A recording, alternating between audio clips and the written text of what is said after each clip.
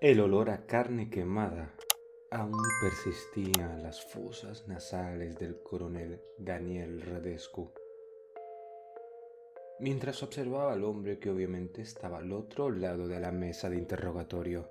Para alguien con esos sentidos tan agudizados por décadas de combate contra entidades sobrenaturales, aquel penetrante hedor, mezcla de ozono, carne chamuscada y algo más indefinible que solo podía describirse como olor a un espacio entre dimensiones, le resultaba inconfundible. Era el olor del infierno. Era el mismo aroma que obviamente había inundado sus pulmones en Praga cuando arrancó a un niño de 6 años de las fauces de un devorador de almas. Y la misma pestilencia que impregnó su uniforme durante semanas tras la operación de los túneles de Kiev, cuando tuvo que decapitar a 3 monjes ortodoxos, cuyas cabezas habían sido reemplazadas por fragmentos de una entidad celestial corrompida. La cicatriz que recorría su ojo derecho era un claro reflejo de ello, desde la frente hasta el pómulo. Pulsó levemente, obviamente, con un dolor familiar. Siempre lo hacía cuando percibía peligro o una anomalía que no pertenecía a este mundo. No era un simple recuerdo de batalla, era un trofeo ganado a pulso en su primer encuentro directo con una virtud angelical en las montañas de Georgia en 1986. El ser celestial había intentado poseer a un chamán local, pero Daniel, entonces un joven vigilante, sin más entrenamiento que su instinto y determinación, se había interpuesto. La virtud intentó hundirle los dedos en su rostro, intentando arrancarle el ojo para poseerlo a través de la cuenca vacía. Daniel había resistido y había contraatacado con una daga bendita que llevaba siempre oculta con él, y había hecho lo impensable, herir a un ser celestial lo suficiente como para hacerlo retroceder.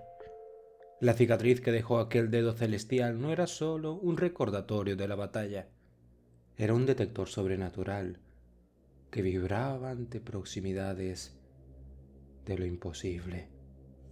Daniel mantuvo su rostro impasible, una máscara de piedra pulida por los años de mirar directamente a los ojos del horror. A sus 58 años, el director general de Acre estaba en Rumanía y había visto enfrentarse atrocidades que harían destrozar la cordura de cualquier otro hombre.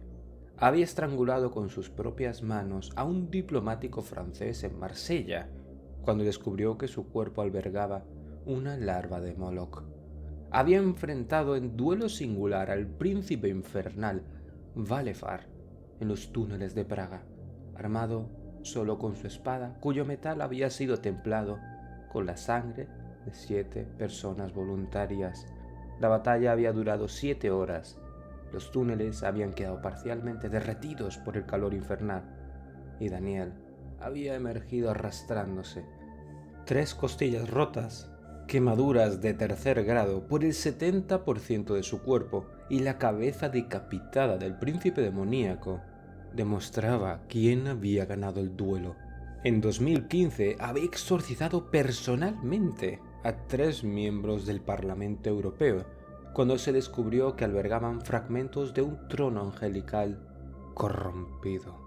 Una operación que obviamente le costó la escucha del oído izquierdo, cuando uno de los poseídos emitió un grito con una frecuencia que licuó los cerebros de los otros 2 agentes de Acre presentes, y apenas 8 meses después, en Constantinopla, había contenido solo, durante 3 días y 3 noches, una manifestación parcial de Abadón, mientras los equipos de respuesta rápida quedaban en un bucle temporal atrapados. 3 días sin descanso, sin comida ni agua, recitando el conjuro de Alejandría una y otra vez, mientras su piel, ampollada por la proximidad a la esencia infernal, sus ojos sangrando por el esfuerzo, hacían lo imposible para intentar detener esta forma infernal dejarse de manifestar en materia orgánica. Sus ojos eran un azul glacial, como el ejido de Raguel. Había contemplado abominaciones y maravillas por igual, y nada, absolutamente nada, lo había hecho retroceder jamás un solo paso. Porque Daniel Radescu había aprendido hace mucho tiempo que el verdadero poder no residía en las entidades cósmicas que le habían causado tantas cicatrices, sino el núcleo inviolable de su propia voluntad humana. El libre albedrío era la mayor arma que tenía el ser humano, y muchos lo pervertían con deseos banales o sueños tontos. Fuera, la tormenta azotaba el bosque de Bachu, a las afueras de Cluj-Napoca. Esa tormenta era ensordecedora, incluso a 300 metros bajo tierra. Los truenos reverberaban a través de la roca sólida, como si la naturaleza misma intentase advertirles de algo inminente, como si el cielo mismo nocturno se hubiese convertido en las fauces abiertas de un lobo primigenio, cuya lluvia torrencial se derramaba sobre la tierra como saliva hambrienta. Daniel apenas lo notaba. Había estado bajo fuego enemigo demasiadas veces como para distraerse por algo tan mundano como una tormenta sobrenatural, incluso una tan feroz como esta. En Belgrado, durante la crisis de los Balcanes, había conducido un exorcismo masivo mientras una lluvia de sangre caía sobre la ciudad, cada gota hirviendo al contacto con cualquier superficie. En el Ártico había rastreado y neutralizado a una entidad mimetizadora, mientras una tormenta de hielo negro los amenazaba. Un fenómeno imposible creado por la presencia de la criatura. Arrancaba la piel, obviamente, unos segundos después a sus compañeros, y haciendo que Daniel tuviese que ocuparse otra vez solo del asunto. Pocos sabían, en ese momento, en el bosque más enigmático de Rumanía, quizás del mundo entero, se extendía el complejo subterráneo más vasto jamás construido por manos humanas. La instalación principal de Acre hacía palidecer, obviamente, al Palacio del Parlamento en Bucarest, el edificio administrativo más pesado del planeta Tierra. Eso, en comparación con este lugar, era una maqueta arquitectónica. Y obviamente ni siquiera el tan famoso Pentágono estadounidense podía compararse con los 17 niveles excavados en piedra viva, conectado por elevadores hipersónicos y túneles blindados que se extendían como una telaraña metálica bajo el bosque de Bachu. Este era el centro de operaciones donde Daniel había dirigido alguna de las misiones más críticas de contención relacionado con el mundo sobrenatural en Europa durante las últimas décadas. Su oficina, 20 niveles más arriba, albergaba trofeos de sus innumerables encuentros. La pluma calcinada de un serafín que había atravesado con una lanza de plata pura en los pantanos de Estonia, el colmillo partido de un hellhound que casi le arrancaba la garganta en Budapest, y finalmente una daga ceremonial con un filo de obsidiana que había decapitado a un híbrido de Lilith en los Cárpatos, una criatura que devoraba a 6 agentes antes que Daniel pudiese terminar con él. La grabadora sobre la mesa metálica emitía un suave zumbido, único sonido que hacía que la habitación herméticamente sellada tuviese vida, donde ni siquiera el constante estruendo de la lluvia que castigaba a Rumanía se podía alcanzar. Sesión de interrogatorio 37B. Pronunciando Daniel con voz grave que resonó en las paredes de hormigón. No había emoción en su tono, solo la precisión mecánica de alguien que ha conducido centenares de interrogatorios similares, desde chamanes siberianos poseídos hasta fragmentos astrales de entidades primordiales, atrapadas en receptáculos humanos. Sujeto: Andrés Saavedra, catalogado como entidad extradimensional nivel Omega de manera temporal. Interrogador: Coronel Daniel Radescu. Director General de Acre. Director Acre Rumanía. Fecha 25 de abril de 2025 del año de nuestro Señor Jesucristo. La clasificación Omega era una designación mucho más lejos de las letras de las reglas. En la jerarquía de amenazas de Acre representaba el último y más peligroso de los niveles de una escala de 12 categorías, cada una indicando un orden de magnitud superior en términos de peligrosidad potencial. Y estas eran así. Nivel Alfa, manifestación menor, localizada. Fenómeno paranormal de baja intensidad como un poltergeist o aparición simple. Contenible obviamente por un agente de campo estándar.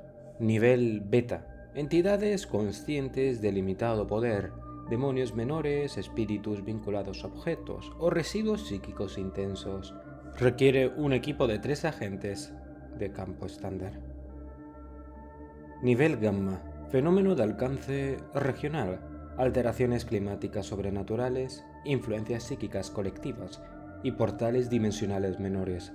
Necesita la intervención de múltiples equipos de campo estándar. Nivel Delta, entidades con capacidad de influencia masiva, posesiones múltiples sincronizadas, manipulaciones de la realidad localizada, emisarios infernales o celestiales de rango menor. Ameritan protocolo de contención de nivel medio. Nivel Epsilon, manifestación física de entidades mayores, avatares parciales de potestades, alteraciones temporales significativas, ruptura de las leyes físicas fundamentales dentro de su área delimitada. Nivel Z, amenaza dimensional activa, invasiones coordinadas desde otros planos, manipulaciones extensas de la realidad física, entidades capaces de reescribir la historia local o alterar la memoria colectiva. Se requiere ya una escama militar. Nivel ETA, entidades de poder continental, arcontes, duques infernales, virtudes celestiales, capaces de causar extinción masiva de especies o alterar permanentemente ecosistemas enteros. Se encarga un departamento entero de este nivel. Nivel Teta, manifestación directa de poderes primordiales, arcángeles menores, príncipes infernales. Un solo individuo puede representar un punto de extinción para civilizaciones enteras. Se requiere más de una de las sucursales de Acre. Nivel Iota, entidades que tienen capacidad de manipulación cósmica limitada, pueden alterar la estructura del espacio-tiempo, crear o destruir realidades menores, o configurar la materia a escala molecular sin limitación alguna. Se requiere de todos los departamentos de un continente para poder detenerlo. Nivel Kappa, amenazas extradimensionales invasivas, seres o fenómenos que existen simultáneamente en múltiples planos de la realidad. Utilizan nuestro universo como un mero conducto o espacio transitorio para objetivos incomprensibles. Aunque su nivel es alto, no es una amenaza tan directa como un nivel Iota, que es profundamente activo. Mismo nivel de contención que el nivel anterior. Nivel Lambda, entidades de poder casi deífico, arcángeles mayores, señores del abismo. Son capaces de reconfigurar la escala de la realidad a nivel planetario.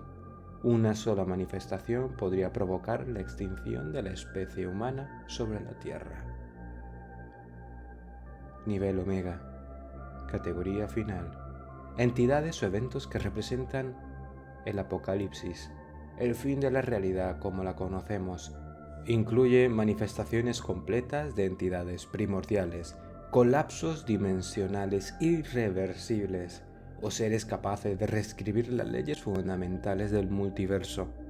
No existen protocolos de contención efectivos, solo estrategias de mitigación, supervivencia o migración temporal a otros planos. Que Andrés Saavedra hubiese sido clasificado como una amenaza Omega no significaba que él mismo fuese una entidad de tal poder, sino su mera presencia. y su conocimiento lo representaba. Obviamente un vaticinio, un adelanto del nivel apocalíptico que podía estar acosando su realidad. El hombre al otro lado de la mesa levantó levemente la mirada ante la colosal apariencia e imponente figura que era Daniel. Andrés, con voz temblorosa y susurrando casi, dijo en voz baja: «No hay tanta diferencia entre usted y uno de esos desgraciados de otra dimensión», dijo el hombre mientras miraba a otro lado y susurraba para sí mismo. El hombre era algo que no había visto Daniel en mucho tiempo.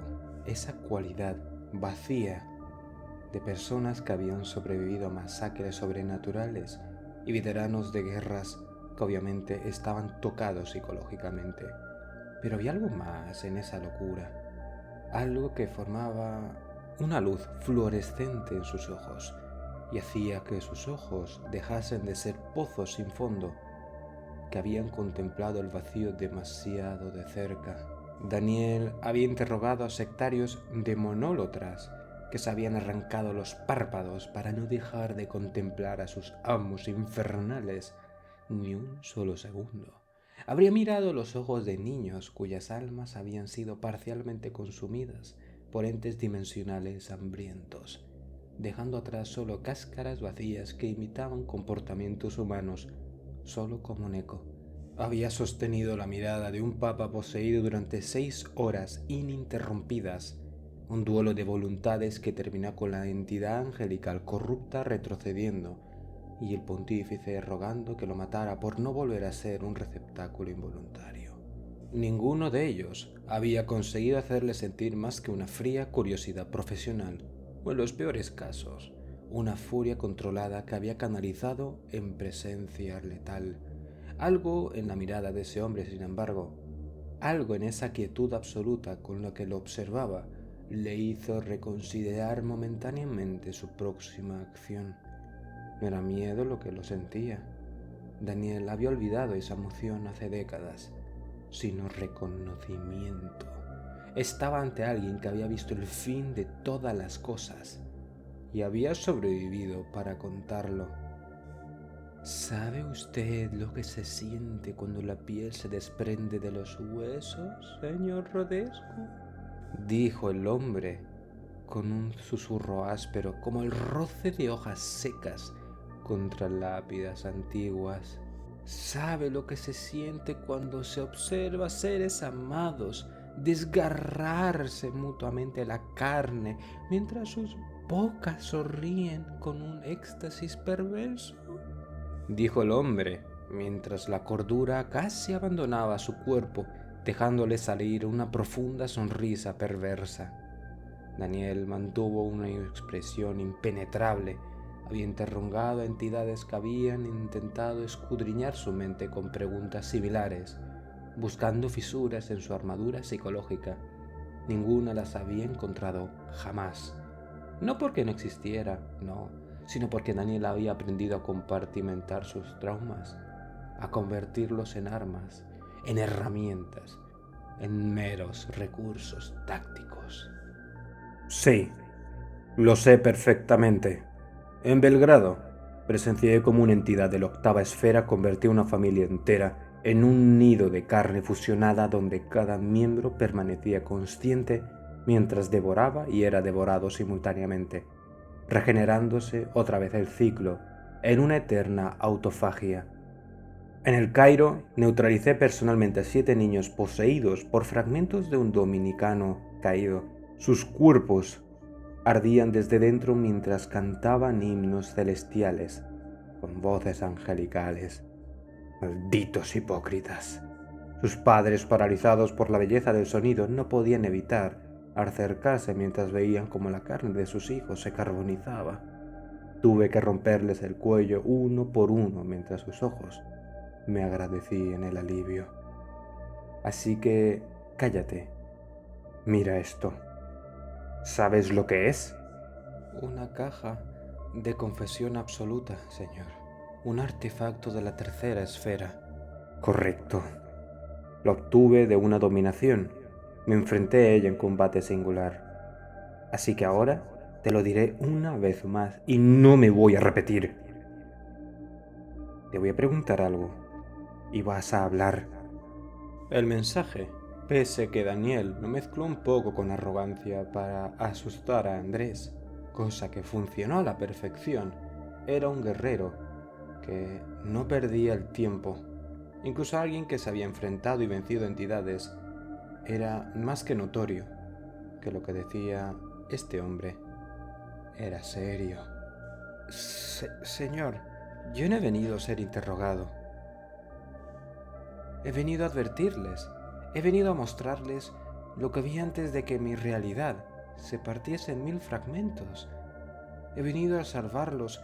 Delfinis omnium. Su voz se hizo seca al pronunciar esas dos palabras. Y no obviamente terminó ahí la cosa. Las luces parpadearon y Daniel ni siquiera pestañeó. Había visto manifestaciones y sabía que esto era serio. Bien, pues, tiene usted 60 segundos para convencerme de que no debería trasladarlo ahora mismo a contención máxima. Le recomiendo que se dé prisa. Andrés quedó en shock por la mente fría de ese señor. No podía ser verdad. No se había ni siquiera inmutado un puto ápice, pensó Andrés. Sin embargo, forzó una sonrisa en sus labios agrietados y ensangrentados, no una sonrisa de diversión, sino una mueca dolorosa de alguien que había visto confirmarse sus peores temores. Ahora lo entiendo, Coronel Redescu. Ese azul en sus ojos no es natural, ¿verdad? Usted va más allá de las mentiras, ¿verdad? Porque no fue diseñado para ser engañado. El arcángel Raguel lo eligió bien. Sí, señor, no me mire de esa manera tan fría. Lo he notado. Sé que se ha sorprendido. Sé que usted es realmente el vigilante. Y sé que puede percibir que no miento. Le digo que en mi mundo, hombres como usted, elegidos como usted, fueron los primeros en caer. Daniel intentó ocultar la sorpresa que estaba asomando un poco en su rostro. Su condición como elegido de Raguel era conocida solo por un puñado de personas en los niveles más altos de Acre y por entidades con acceso a conocimiento prohibido. Había utilizado ese don para desenmascarar a 3 primeros ministros europeos que servían secretamente a intereses infernales y un sinfín de otros trabajos. 50 segundos. Siguió respondiendo con frialdad. Su mano seguía inmóvil junto al cubo, pero sus ojos no abandonaban ni por un instante el rostro del hombre frente a él. Había aprendido a leer los microgestos de seres que ni siquiera poseían una musculatura facial. Podía detectar la mentira en el parpadeo de una persona, en la dilatación de una pupila no circular, en el tono de una voz que resonaba simultáneamente en 3 frecuencias distintas. En mi mundo, yo era un académico. Estudié durante décadas el poema Puebna Pesma, canto de victoria en serbio, ¿sabe? Un texto antiguo que todos consideraban una mera alegoría del fin del tiempo, como muchas otras. Verá, no era solo un poema, era también una profecía, una advertencia. Las venas en el cuello de Andrés se tensaron como cuerdas a punto de romperse, mientras continuaba. Déjeme mostrarle algo, coronel. Andrés había desabrochado los 3 primeros botones de su camisa institucional gris. Daniel no se tensó un solo ápice. No había leído ni un poco de maldad o oscuridad de los ojos de Andrés en ese gesto. Así que lo vio. Vio cuando Andrés reveló su pecho y se quedó inmóvil. No por sorpresa, por elección propia. En la carne de ese hombre, como una cicatriz, queloidea que formaba un grotesco relieve, había un símbolo que Daniel reconoció al instante, un antiguo sigilo angelical que solo un vigilante podía identificar. Pero no era un sigilo cualquiera, era una variación que había visto solo una vez, grabada en una tablilla de piedra que había recuperado uno de los equipos en una cueva submarina cerca de Santorini, durante una misión que 5 buzos militares habían muerto, sus cuerpos comprimidos desde dentro como si hubiesen sido descendidos a miles de metros de profundidad sin protección alguna. Cabe destacar que estas personas tenían triple refuerzo de inmersión. El escrito decía así: por los 7 días de la creación, la sangre correrá 7 veces 7. Y cuando el 7º sello sea roto, y los justos hallarán refugio, pues las estrellas mismas sangrarán, y los pilares del cielo se derrumbarán sobre las cabezas de los hombres.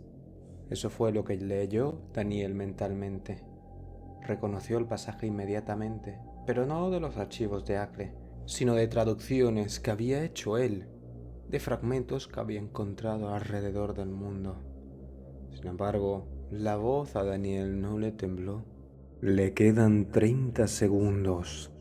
Andrés se puso un poco nervioso y siguió hablando. Todo comenzó con susurros. Nadie podía ubicarlo. La gente creía que era un brote de psicosis. Se le atribuía al estrés, a la falta de sueño, pero las voces no cesaron ni después de la medicación. Daniel asintió imperceptiblemente.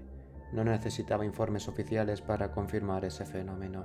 Él mismo lo había visto en la capital. Voces que no hablaban en ningún idioma humano. Ni siquiera significaban algo. Eran como si se filtrase directamente en su mente, como aceite negro contaminando agua clara. No significaba nada más que ruido en la mente. Había despertado empapado en sudor frío, con los nudillos ensangrentados de golpear inconscientemente la pared una y otra vez, durante muchas noches, solo con recordar eso. Luego vinieron los cambios de conducta, sutiles al principio. Un padre amoroso que de pronto abandona a su familia sin explicación alguna.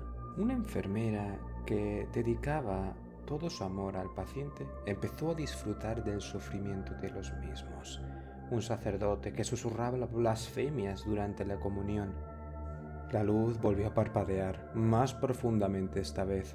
Daniel notó que las sombras de las esquinas de la habitación parecían más densas, casi tangibles.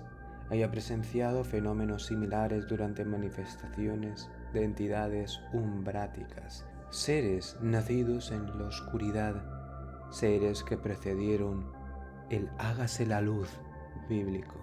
En Noruega, durante el solsticio de invierno de 2019, había combatido un príncipe umbrático que manipulaba las sombras con extremidades físicas, usándolas para desollar vivos a sus víctimas mientras su carne permanecía intacta, dejándolos como figuras de músculo expuesto que seguían moviéndose, hablando, suplicando.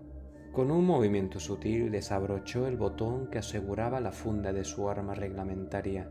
No una pistola, no, sino un dispositivo de Acre capaz de disparar proyectiles de aleaciones bendecidas en 7 religiones distintas. Lo había utilizado solo 2 veces, una para ejecutar a un cardenal italiano cuyo cuerpo servía como portal viviente para una entidad infernal antigua, y la otra para detener a un niño ucraniano de 6 años que había comenzado a manifestar capacidades de reestructuración molecular, convirtiendo a su familia en una escultura viviente de carne y hueso fusionados. ¿Qué son estos cambios de comportamiento de los que habla? Posesiones. No me diga. Sea específico. He lidiado con más de 200 tipos de posesiones catalogados en la jerarquía. ¿De qué clase estamos hablando? ¿Sabe usted que un sutil cambio cambia el tipo de posesión? No como las que conocen ustedes. No eran simples demonios menores tomando cuerpos humanos. Era algo más antiguo, más primordial, algo que existió antes que la luz estuviese en el plano. Daniel se mantuvo impasible. Su mente trabajaba a toda velocidad. Lo que Andrés describía se asemejaba peligrosamente a los primordiales, entidades teorizadas en los textos más antiguos de Acre, pero jamás confirmadas definitivamente. Aunque Daniel tenía sus sospechas, no las pudo confirmar hasta ahora. En una fosa submarina cerca de las Marianas había dirigido una operación para recuperar un artefacto de origen desconocido.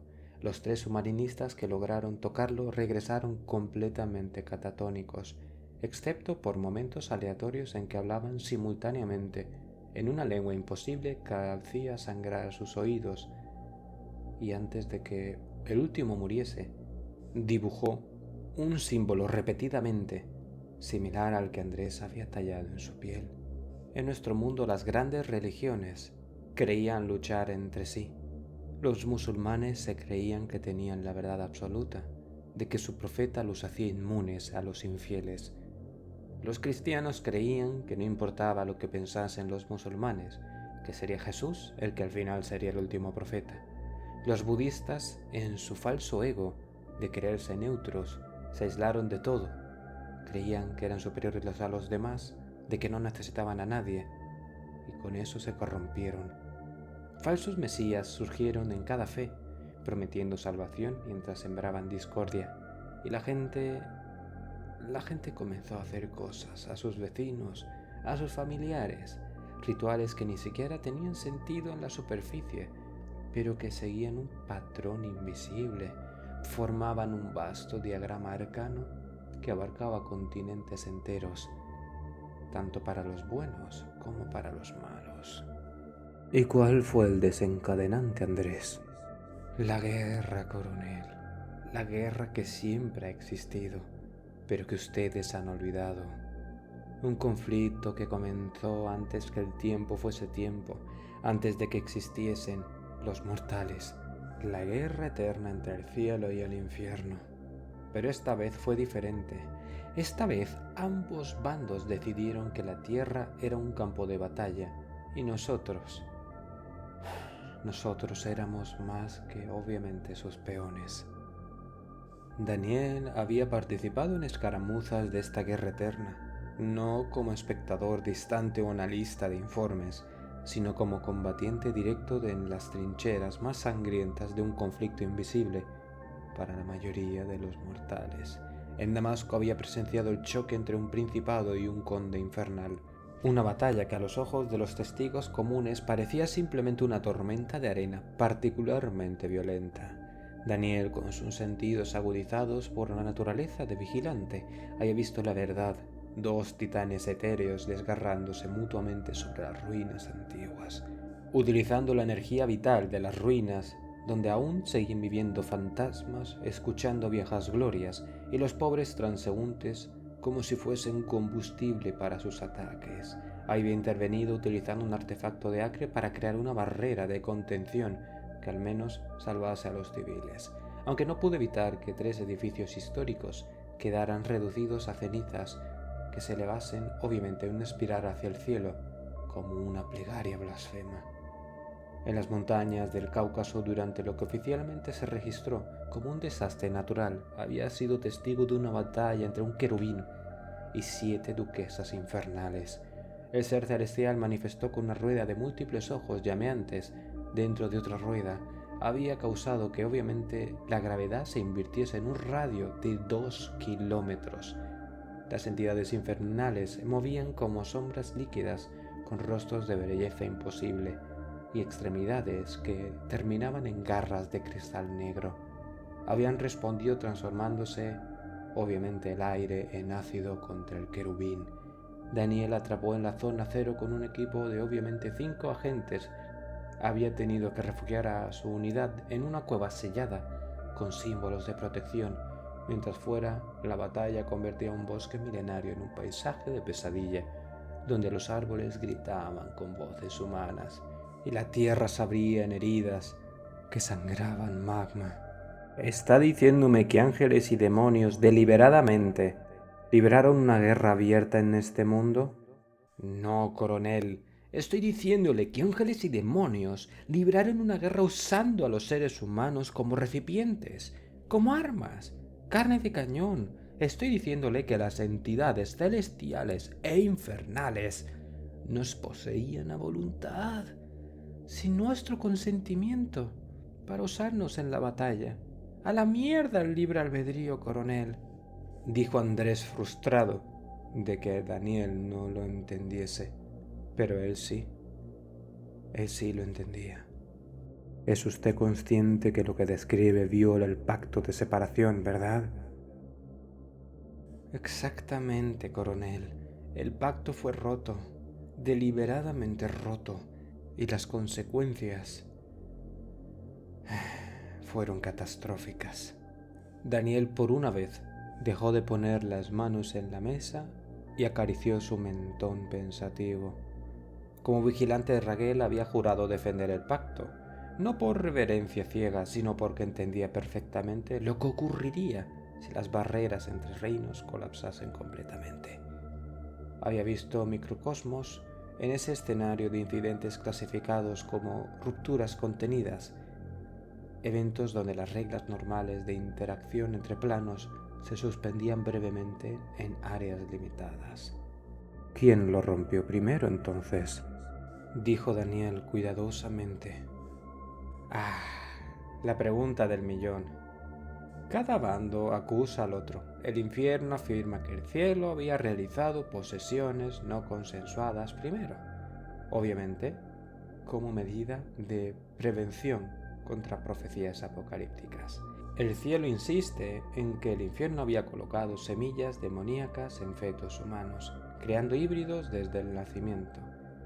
Pero la verdad, dijo Andrés mientras se detenía mirando el vacío por un momento. La verdad es que creo que ambos mintieron. Creo que ambos bandos habían estado planeando esto durante milenios, esperando su oportunidad, y la encontraron en mi mundo, como podrían obviamente encontrarlo en el suyo. ¿Y qué pasó después? ¿Qué es el finis omnium? La aniquilación total, la purga completa de una realidad para que pueda ser reconstruida desde cero. Es lo que se hace cuando consideran que un mundo ha sido contaminado más allá de toda posibilidad de redención. Es el último recurso del cielo. ¿Por qué haría el cielo algo así? ¿Por qué destruir toda una realidad en lugar de intentar salvarla purgando a los demás? Dijo Daniel, y vio como poco a poco su tono profesional se iba ablandando. En ese momento el aire de toda la sala se volvió pesado, casi sólido, y lo sintió como Raguel intentaba hablar a través de él. Eso no es de tu incumbencia. Tú no tienes derecho a preguntar sobre ese plan, hermano pequeño. Vaya, parece que su pregunta ha provocado una respuesta interesante. Lo ha contenido. Ha contenido a Raguel. En mi mundo ningún vigilante pudo hacer eso. Ni siquiera cuando comenzó la guerra abierta. Mi mundo no es el suyo. Eso no era un logro instantáneo, sino el resultado de décadas de estudio y experimentación. Este resultado había comenzado tras el incidente de Odessa, cuando por órdenes directas de Raguel había tenido que ejecutar a una familia entera, porque uno de ellos, un niño de 12 años, había desarrollado la capacidad de percibir la verdadera forma de los ángeles. El horror de aquel acto, la culpa aplastante, lo había llevado a cuestionar su papel como instrumento celestial. En secreto, había buscado formas de proteger su autonomía mental, estudiando textos y consultando seres que existían en el margen de la jerarquía cósmica, pero no por ello menos sabios o menos beneficiosos. Los restos de la creación no hizo solamente a seres deformes, hizo también a seres cuasi deíficos, seres más bellos que los ángeles y a veces más oscuros que los demonios. Durante años había practicado en secreto, soportando agonías mentales, mientras fortalecía sus defensas psíquicas. Cada nueva posesión parcial de Raguel se convertía en una oportunidad para refinar esa técnica, para expandir ese espacio interior donde ni siquiera un arcángel podía llegar, y gradualmente, misión tras misión, había logrado lo imposible, mantener intacta su autonomía incluso cuando servía como conducto para poderes que sobrepasaban la comprensión humana. La tormenta empeora, Andrés. Extraño, considerando que no está pronosticado para hoy. Está usted a la atenta mirada del cielo, ¿eh? Eso parece. En mi mundo comenzó igual, ¿sabe? Fenómenos meteorológicos inexplicables, tormentas que no seguían patrones naturales, auroras donde nunca había estado antes. Si lo que dice es cierto, si este finis omnium puede implementarse en cualquier momento, en cualquier realidad, ¿qué se supone que nos pueda defender?, dijo Daniel mientras daba pequeños golpes con el dedo pulgar en la mesa. Se supone que la mesa era de madera maciza, pero se sentía como si fuese una tabla de contrachapado. Andrés sonrió, pero con una sonrisa triste, la de alguien que ha aprendido una lección demasiado tarde. Al fin ha hecho la pregunta correcta, coronel Radescu. No podemos depender de ellos, ni los de arriba ni los de abajo. Nuestra salvación, si existe nuestra salvación, debe venir solo de nosotros mismos. Daniel asintió profundamente. Ha pasado usted la prueba. Poquísimos lo hacen. Necesito saber más. Necesito saber exactamente cómo ocurrió todo, desde el principio, dijo finalmente apagando la grabadora oficial y activando un dispositivo en su muñeca. Este generaba un campo de privacidad absoluta, bloqueando cualquier posible vigilancia externa, incluso la de entidades sobrenaturales, tanto menores como mayores. Era un artefacto que había obtenido del Vaticano durante una misión encubierta originalmente diseñada para permitir a cardenales discutir temas sensibles sin interferencia angelical. Fuera, la tormenta arreciaba sobre el bosque de Bachu. Los truenos ya no sonaban como meras descargas eléctricas, sino como el rugido de bestias antiguas, despertando de un largo sueño. La humanidad estaba sola entre poderes cósmicos que la veían como meras piezas desechables. En algún lugar detrás del velo de la realidad, el reloj del finis omnium ya había comenzado su cuenta regresiva.